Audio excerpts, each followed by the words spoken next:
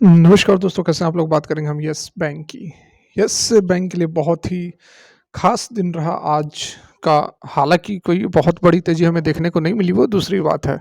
ठीक है, वो दूसरी बात है। बिल्कुल भी आपको समझना होगा क्या कुछ चल रहा है यस बैंक के अंदर, क्या कुछ खबरें हैं, क्या कुछ मायने निकल रही हैं, ये ज़्यादा ज़रूरी है, ना कि स्टॉक के अंदर तेज़ी बनी, नहीं बनी। क्यों? क्योंकि देखिए, सारा कुछ आपको यहाँ पर समझना होगा क्योंकि यस बैंक में बहुत सारी खबरें चल रही हैं और उन सभी खबरों का यहाँ पर कहीं न कहीं खिचड़ी पक रही है।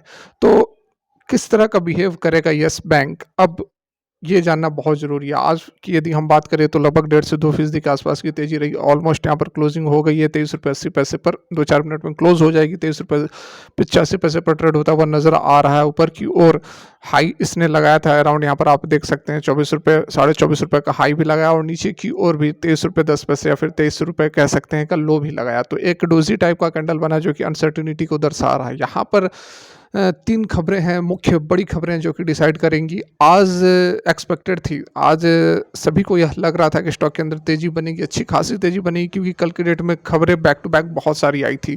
लेकिन उन सब का असर क्यों नहीं हुआ, अभी हम इस वीडियो में जानने वाले हैं, पूरा क्लियर कट समझने वाले हैं और उसके साथ में मंडे को काफ़ी क्रूशियल रहने वाला है यस बैंक के लिए। क्यों? आइए समझते हैं। देखिए, शुरू करते हैं सबसे पहली खबर से। तो सबसे पहली खबर जो कल निकल कर आई थी प्रमोटर वाली, खबर निकल कर आई मनी कंट्रोल के ऊपर कि यस बैंक जो है वो प्रमोटर की तलाश में है, 51% स्टेक बेचने वाली है, सिटी ग्रुप खरीदने वाली है।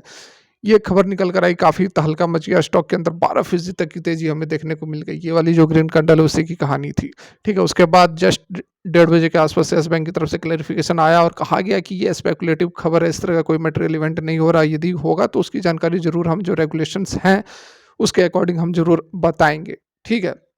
तो यहाँ पर एक ये नेगेटिव न्यूज़ माना जा रहा था कि इस खबर का खंडन किया गया है। उसके बावजूद स्टॉक के अंदर हमें तेज़ी देखने को मिली थी। 1:30 क्लैरिफ़िकेशन आई थी और उसके बाद लगभग 3 बजे तक ज़बरदस्त तेज़ी देखने को मिली थी, ठीक है?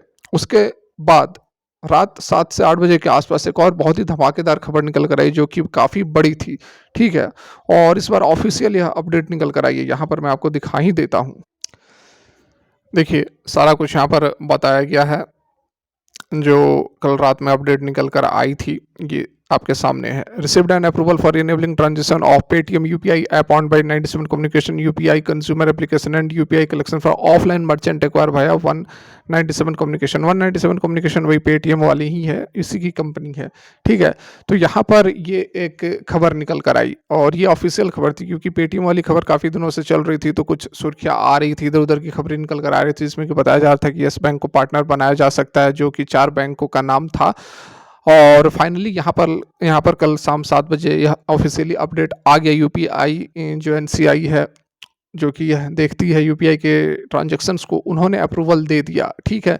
4 बैंक थी, SBI, yes bank, axis bank और शायद एक एचडीएफसी भी थी, ठीक है? तो ये 4 बैंक्स थे जिनको कि अप्रूव किया गया कि अब जो है ट्रांज़ैक्शंस किया जा सकता है।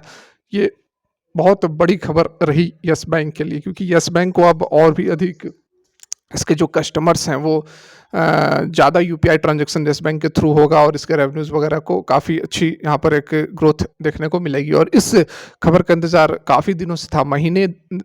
1 महीने पहले से ही यह अपडेट आने लगी थी, जब से पेटीएम के ऊपर बैन लगाया गया था। आरबीआई ने जब से रेस्ट्रिक्ट किया था और कहा था कि 15 मार्च तक आप अपना ट्रांजैक्शंस कर सकते हैं, उसके बाद आपको अपना जो बैंकिंग बिजनेस है उसको बंद करना होगा।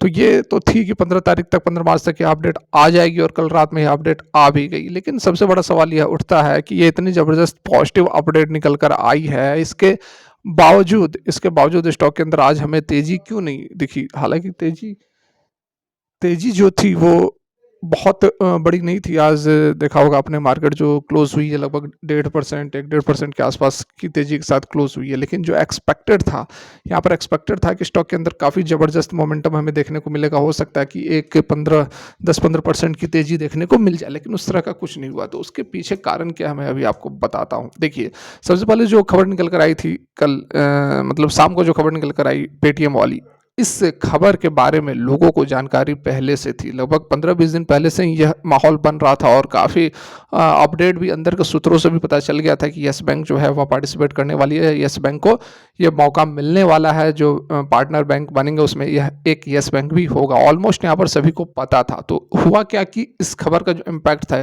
स्टॉक के अंदर पहले ही आ चुका था और जो बाइंग थी इस खबर से लेकर वो पहले ही हो चुकी थी। 10 से 15 दिन पहले ही बाइंग हो चुकी थी स्टॉक के अंदर, ठीक है।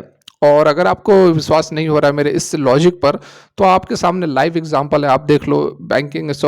Railway stocks, IRFC, RVNL, Ircon international, ये सारे स्टॉक्स बजट से पहले रॉकेट बने हुए थे और बजट के बाद फुस हो गए। क्यों? क्योंकि लोगों को पता था कि इस बार बजट के अंदर ज़बरदस्त लोकेशंस होने वाले हैं, तो जिस कारण से लोग ने पहले से ही माल उठाकर रख लिया था और उसके बाद बजट आने के बाद सभी ने बेच दिया, सभी ने प्रॉफिट बुकिंग किया और यही कारण रहा कि खबर आई तो आई, लेकिन उसके बाद स्टॉक बढ़ने की बजाय गिर गई, ठीक है। तो आपको यह बात माननी होगी, समझनी होगी कि यह एक बहुत बड़ा यह भी कारण था कि ये खबर जो थी ऑलमोस्ट सभी को पता था और पहले से येस बैंक के अंदर इस खबर को लेकर बाइंग हो गई थी, ठीक है। एक ये कारण रहा। दूसरा कारण यहाँ पर यह निकल कर आ सकता है कि ऑलमोस्ट कल की डेट में जो बाइंग हुई है, कह सकते हैं कि इस खबर का इम्पैक्ट था जो कि हमें एक दिन पहले ही बाइंग होती हुई नजर आई है। कल 2 खबरें निकल कर आई। एक में तो कहा गया कि हाँ, प्रमोटर नए प्रमोटर की तलाश में है, उससे कुछ तेजी बनी, लेकिन उसके अगले ही कुछ मिनटों के बाद क्लैरिफिकेशन आ गया कि ऐसी कोई बात नहीं है। लेकिन उस खबर का कोई बहुत नेगेटिव इम्पैक्ट हमें स्टॉक के ऊपर देखने को नहीं मिला। बाइंग होती रही और हम यह कह सकते हैं कि कहीं ना कहीं 15 तारीख को ये होने वाला था। मतलब 15 तारीख से नए बैंकर्स की तलाश खत्म हो जाती और 14 तारीख को बाइंग हुई। तो कहीं ना कहीं ये बात थी कि उस पेटीएम वाली खबर का भी असर था, जो कि हमें कल के डेट में येस बैंक के अंदर बड़ी मूवमेंट देखने को मिली है। इससे इनकार नहीं किया जा सकता, ठीक है। ये सारी बातें तो आप समझ गए होंगे। अब सवाल यह उठता है कि सोमवार को क्या होगा, सोमवार को किस तरह की मूवमेंट हमें देखने को मिलेगी। तो आज कह सकते हैं कि कहीं ना कहीं येस बैंक के अंदर जो अच्छी खबर थी, जो बुरी खबर थी, वो कहीं ना कहीं कोलैप्स होते हुए, कहीं ना कहीं काउंटर बैलेंस करते हुए नजर आई है। येस बैंक की तरफ से जो क्लैरिफिकेशन आया उसको काउंटर कर दिया पेटीएम वाली न्यूज़ ने। तो ओवरऑल यहाँ पर निगेटिव पॉजिटिव मिलकर बैलेंस होता हुआ हमें नजर आया है। अब देखना होगा सोमवार को किस तरह का मार्केट बिहेव करता है, किस तरह से येस बैंक बिहेव करता है। या तो हो सकता है स्टॉक के अंदर अच्छी खासी तेजी भी बन जाए, या फिर हो सकता है कि प्रॉफिट बुकिंग भी हो। लेकिन खबरें काफ़ी अच्छी है, डेवलपमेंट हो रही हैं, तो बहुत बड़ी गिरावट येस बैंक के अंदर मुश्किल है। अभी 2 दिन पहले मैंने जरूर कहा था कि येस बैंक के अंदर गिरावट होगी, क्योंकि खबरें कुछ निकल कर नहीं आई थी। प्रोमोटर वाली नहीं आई थी, पेटीएम वाली नहीं आई थी, लेकिन न्यूज़ से ऊपर कुछ नहीं है। टेक्निकल्स वगैरह कोई काम नहीं करते हैं। यदि कोई अच्छी पॉजिटिव अपडेट आ जाए तो कोई टेक्निकल्स काम नहीं करेंगे, स्टॉक रॉकेट बन जाएगी। और यदि कोई नेगेटिव न्यूज़ आ जाए तो स्टॉक कोलैप्स हो जाएगी। इसलिए सबसे ऊपर न्यूज़ है, और इस तरह के स्टॉक जो कि पेनी कैटेगरी में आते हैं, ये न्यूज़ के ऊपर ही चलते हैं। हालांकि टेक्निकल्स भी काम करते हैं, कब? जब न्यूज़ खत्म हो जाएगी, न्यूज़ कोई नहीं रहेगी, जब न्यूज़ ठंडी पड़ जाएगी, उसके बाद टेक्निकल्स गेम में आते हैं। होप आप आशा करता हूँ कि आपको बातें समझ में आई होंगी। आई हो तो लाइक कर सकते हैं, चैनल को सब्सक्राइब कर सकते हैं। Thanks for watching, have a great day.